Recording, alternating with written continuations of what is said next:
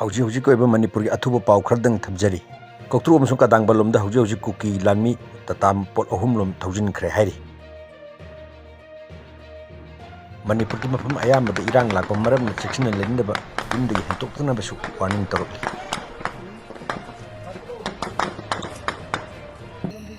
ꯈꯣꯏꯅ ꯃꯅꯤꯡꯒꯤ ꯀꯨꯀꯤꯁꯤꯡ ꯁꯣꯛꯄ ꯌꯥꯎꯔꯦ ꯃꯣꯏꯁꯦ ꯂꯣꯟꯅ ꯑꯦꯝꯕꯨꯂꯦꯟꯁ ꯊꯧꯔꯤꯀꯣ ꯑꯩꯈꯣꯏꯅ ꯄꯥꯎ ꯐꯪꯉꯦ ꯍꯧꯖꯤꯛ ꯂꯣꯟꯅ ꯃꯣꯏ ꯑꯦꯝꯕꯨꯂꯦꯟꯁ ꯊꯧꯔꯤ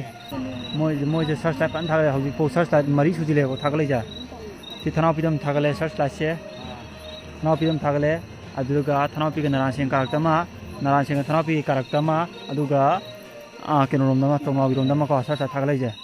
ꯃꯣꯏꯁꯦ ꯑꯥꯔꯃꯤ ꯊ꯭ꯔꯨꯗꯩ ꯊꯥꯒꯠꯂꯛꯄꯅꯦ ꯃꯣꯏ ꯁꯔꯆ ꯂꯥꯏꯠ ꯍꯧꯖꯤꯛ ꯐꯖꯅ ꯊꯥꯒꯠꯂꯛꯏꯀꯣ ꯑꯩꯅ ꯉꯁꯥꯏ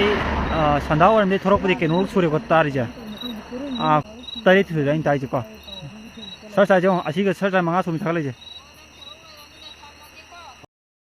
ꯃꯅꯤꯄꯨꯔꯒꯤ ꯃꯐꯝ ꯑꯌꯥꯝꯕ ꯈꯨꯗꯤꯡꯃꯛ ꯍꯧꯖꯤꯛ ꯀꯟꯅ ꯂꯥꯟ ꯇꯧꯔꯤ ꯑꯗꯨꯕꯨ ꯑꯩꯈꯣꯏ ꯅꯤꯡꯍꯟꯅꯕ ꯌꯥꯗꯦ ꯑꯩꯈꯣꯏ ꯃꯩꯇꯩꯒꯤ ꯅꯣꯡꯁꯥꯅꯤ ꯀꯔꯤꯒꯤ ꯅꯤꯡꯍꯟꯅꯗꯨꯅ ꯆꯦꯟꯒꯅꯤ ꯁꯤꯔꯕꯁꯨ ꯂꯥꯟꯐꯝꯗ ꯊꯋꯥꯏꯁꯦ ꯏꯃꯥ ꯂꯩꯕꯥꯛꯀꯤꯗꯃꯛꯇ ꯊꯥꯗꯣꯛꯂꯝꯒꯗꯕꯅꯤ ꯃꯗꯨꯅꯤ ꯄꯣꯛꯄꯒꯤ ꯃꯍꯩ ꯌꯥꯟꯕ ꯏꯃꯥ ꯂꯩꯕꯥꯛꯀꯤ ꯑꯁꯦꯡꯕ ꯃꯆꯥ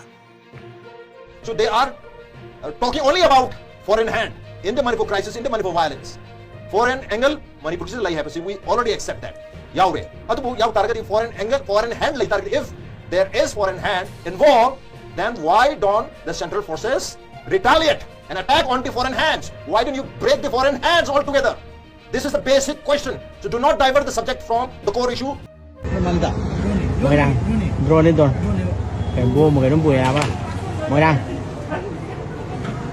ꯈ꯭ꯋꯥꯏꯗꯒꯤ ꯂꯨꯔꯤꯕ ꯋꯥꯍꯪꯁꯤ ꯑꯩꯈꯣꯏ ꯃꯩꯇꯩꯒꯤ ꯗꯤꯁꯤꯖꯟ ꯑꯁꯤ ꯀꯅꯥꯅ ꯂꯧꯗꯣꯏꯅꯣ ꯃꯤꯌꯥꯝꯅ ꯌꯥꯕ ꯇꯨꯡꯒꯤ ꯑꯁꯥꯟꯕ ꯂꯝꯕꯤ ꯇꯥꯛꯄ ꯉꯝꯒꯗꯕ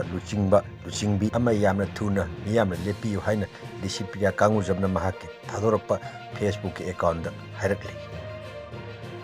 PLA ULF AT ꯄꯨꯝꯅꯃꯛ ꯄꯨꯟꯁꯤꯟꯕꯤꯔꯣ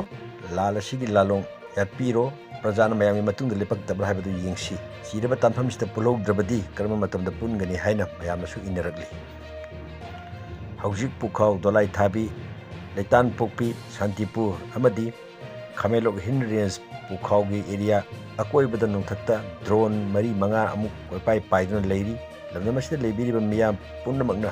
ꯏꯀꯨꯞꯅꯍꯣꯝꯁꯤꯡꯅ ꯂꯩꯕꯤꯅꯅꯕꯁꯨ ꯆꯦꯛꯁꯤꯟ ꯋꯥ ꯊꯝꯂꯛꯂꯤ